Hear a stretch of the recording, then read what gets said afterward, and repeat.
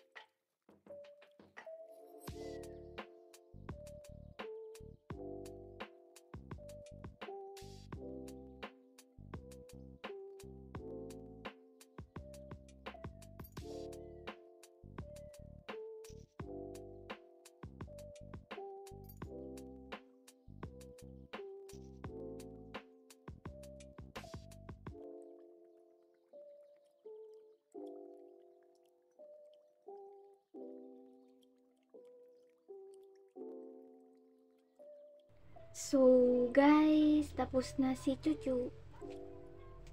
Tapos na siya maligo. So, pupunta na kami sa kwarto. So, I'm back again, guys. So, yun lang, guys, no? Nung pagkatapos na siyang paliguan, na siya. Yan na po ang kanyang mukha ngayon. Yan na siya, guys. At mukhang galit pa po siya kasi pinaliguan ko. Ayan, yun yung mukha niya nung pagkatapos na siyang maligo. So, pinunasan ko na lang siya para ma-dry-dry din, no? Pero kapag masyado mo na siyang, parang masyado mo na siyang, dinadry, nagagalit po siya. So, yun po, may anger issue po ating aso ko. So, yun guys, yun lang, no? Hayaan ko na lang siyang matuyo. Or minsan, iniikot ko na lang yung electric pan para matuyo, or hindi na din kasi kusa din naman natutuyo yung mga balahibo nila. So, yun lang guys, no? Ang papaliguan ko naman ngayon yung dalawa kong aso, pero hindi ko na sila isasama kasi hindi naman sila mahirap paliguan at gustong gusto pa talaga nilang maligo. So, that's it guys. Thank you for watching, and sana 'di ba share nyo din guys yung mga dog moments ninyo, yung mga alaga nyong aso or ibang hayop dyan, or yung mga pinapaliguan yung hayop, kung gaano sila kahirap paliguan. So, yun lang guys. You can check my other videos, my tutorials, and anything. And that's it guys. Thank you for watching. Bye! Say hi!